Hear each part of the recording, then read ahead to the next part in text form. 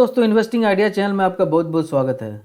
दोस्तों, जैसा कि हम सब जानते हैं कि विप्रो ने अपना बाईबैक अनाउंस किया था और आज यानी 29 दिसंबर को ये ऑफ़र ओपन हो गया है। तो जिनके पास भी विप्रो के शेयर है वो बाईबैक के लिए अप्लाई कर सकते हैं। लेकिन कई सारे इन्वेस्टर्स इस कन्फ्यूज़न में हैं कि हमें इस बाईबैक के लिए जाना चाहिए या नहीं जाना चाहिए। तो आज हम इसी पर चर्चा करेंगे और इस स्टॉक से रिलेटेड कुछ इंपॉर्टेंट डिटेल्स देखेंगे, जिससे हमें डिसीजन लेने में काफ़ी मदद मिलेगी।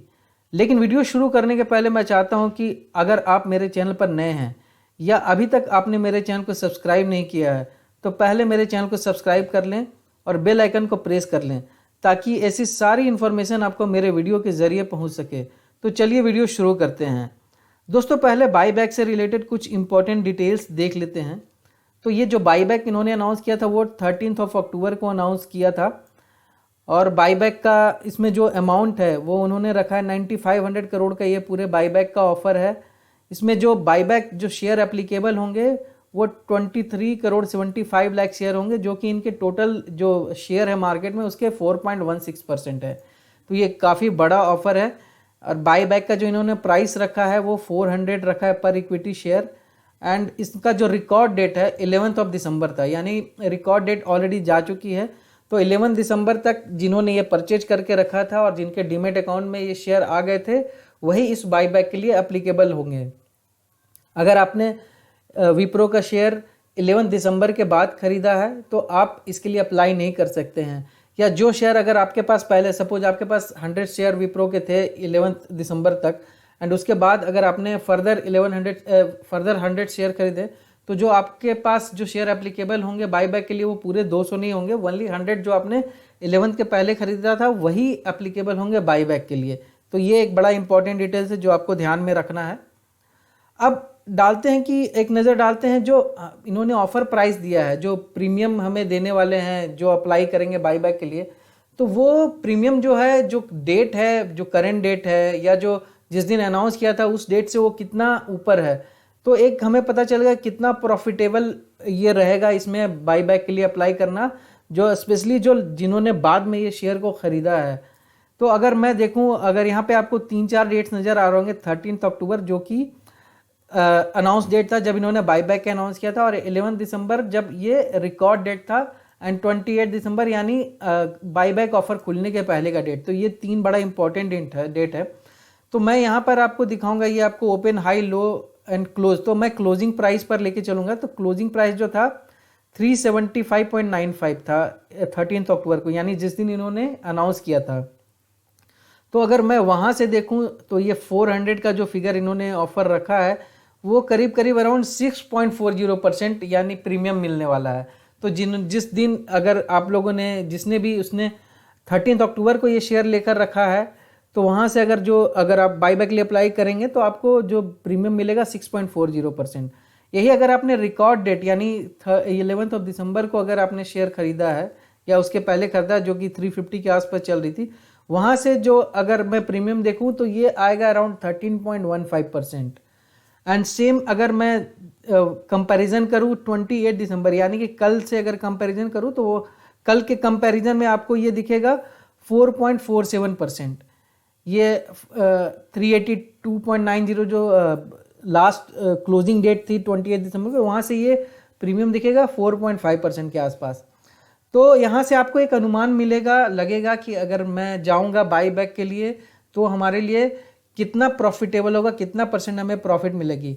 बट जिन्होंने पहले शेयर खरीद कर रखा है, जिन्होंने काफ़ी पहले खरीद कर रखा है एंड उनका जो बाइंग प्राइस है काफ़ी कम है, तो वहाँ से अगर वो कंपैरिजन करेंगे तो उनको कहीं ज़्यादा, इससे ज़्यादा मुनाफा देखने को मिलेगा।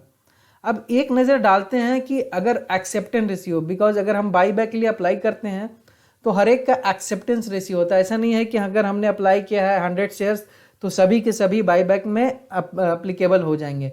डिपेंड करता है इन्होंने एक्सेप्टेंस रेशियो क्या रखा है, एंड एक्सेप्टेंस रेशियो भी जो डिपेंड करता है कि कितने लोगों ने ये बाईबैक के लिए अप्लाई किया है।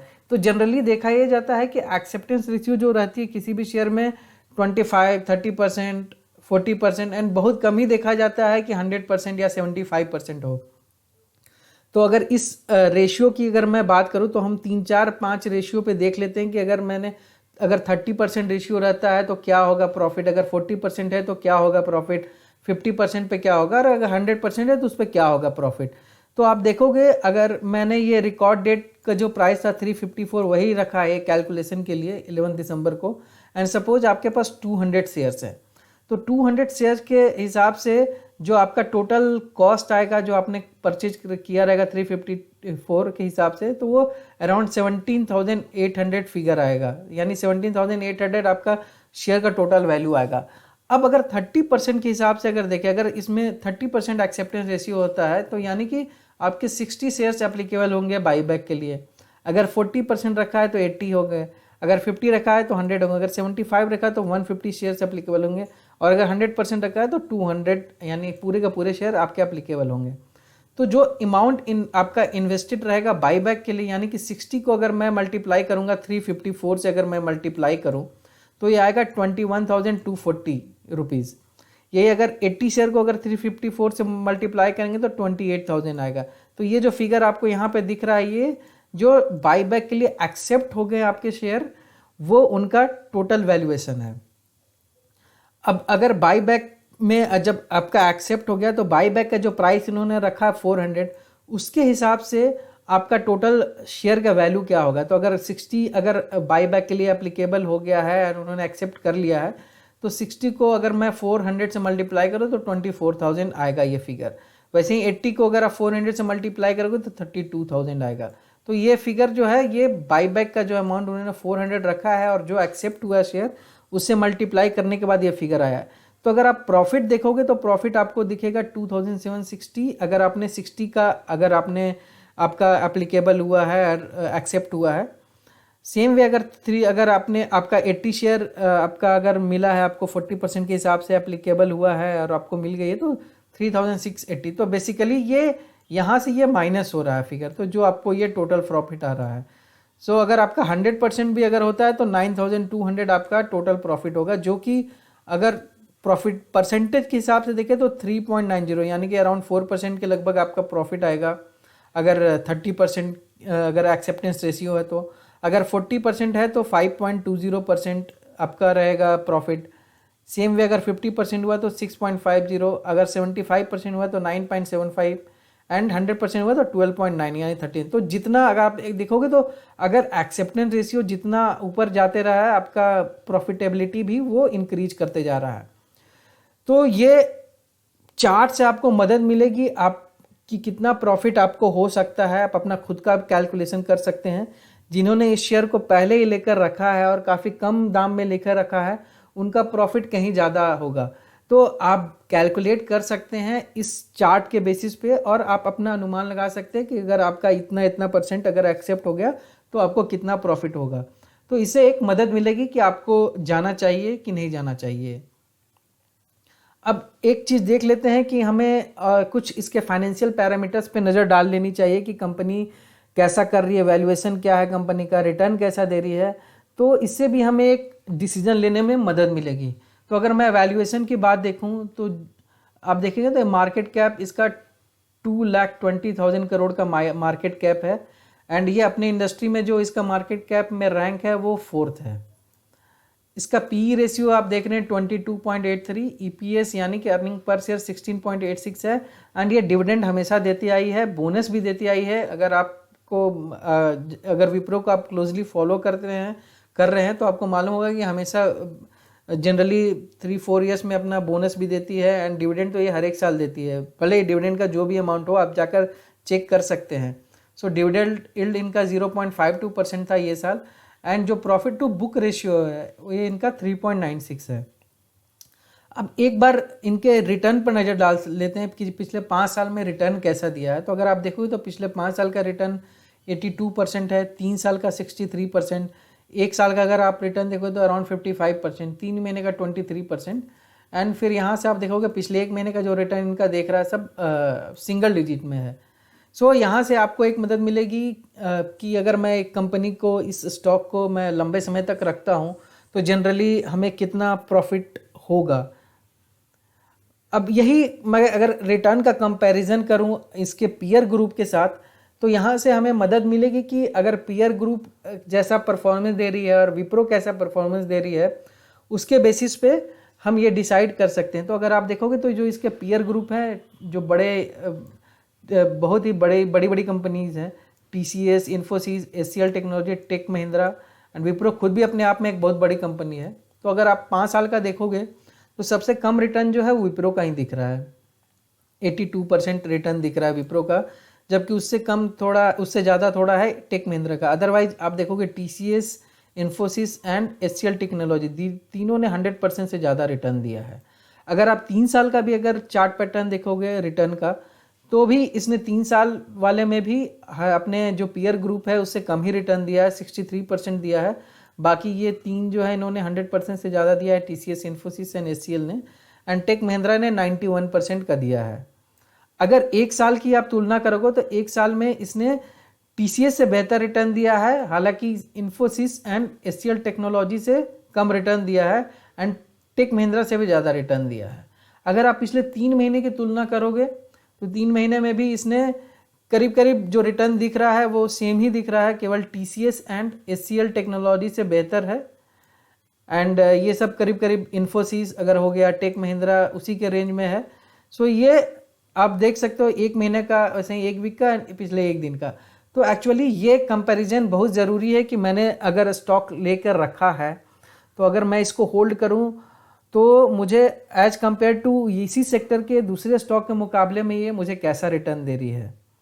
तो दोस्तों इस स्टॉक से रिलेटेड हमने कुछ इंपॉर्टेंट डिटेल्स देख लिए, जिससे जैसे कंपनी का वैल्यूएशन कैसा है, कंपनी ने पिछले 5 सालों में कैसा रिटर्न दिया है, और कंपनी अपने पीएस के कंपैरिजन में कैसा रिटर्न दे रही है। तो आइए देखते हैं कि इन्वेस्टर्स को क्या करना चाहिए, इसमें बाई बैक के लिए जाना चाहिए कि नहीं जाना चाहिए। लेकिन एक और फैक्टर हम यहाँ देख लेते हैं कंपेयर करने के पहले, हमें डिसाइड करने के पहले कि इसने जो रिटर्न दिया है, जो पिछले 3 साल का रिटर्न इसका आ रहा है 62.46%, ये जो निफ्टी 100 है उसके रिटर्न से कहीं बेहतर है। निफ्टी 100 ने जो रिटर्न दिया है 26.86% रिटर्न दिया है। वही अगर निफ्टी IT की बात करूं, अगर वहाँ से रिटर्न से कंपैरिजन करूं तो इसने जो दिया 3 साल का रिटर्न 62.46%, लेकिन निफ्टी IT ने जो रिटर्न दिया इन्वेस्टर्स को वो कहीं ज़्यादा है 108.84%।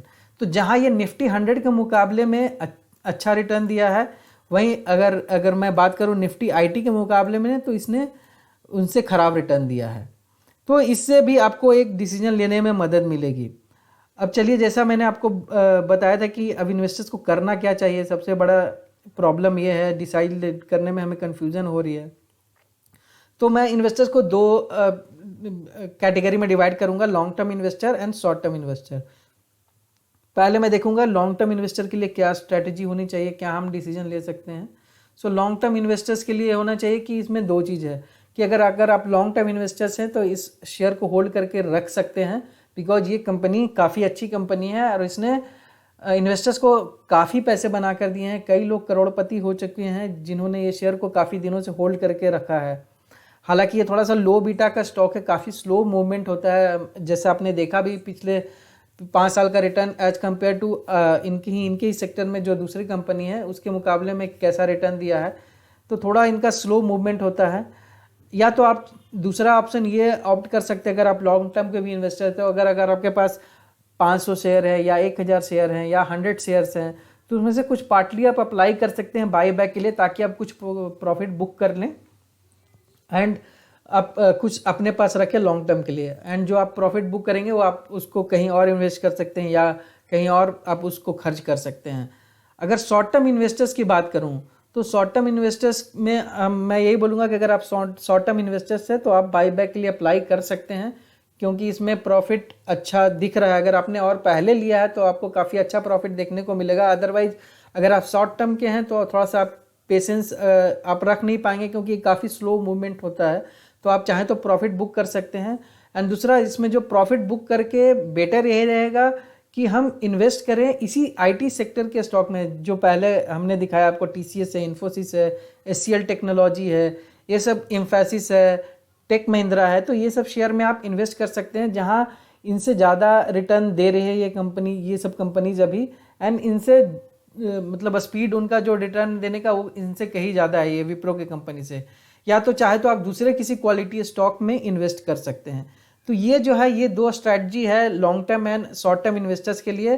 हालांकि डिसीजन आप खुद लेंगे, आपको खुद सोचना होगा कि मुझे इसमें जाना है कि नहीं जाना है। थोड़ा सा आप खुद भी अपना रिसर्च कर लें, थोड़ा चाहिए तो आप अपने इन्वेस्टर्स हैं जो आपके जो सलाह देते हैं इन्वेस्टमेंट रिलेटेड, उनसे आप सलाह ले सकते हैं कि हमें जाना चाहिए कि नहीं जाना चाहिए।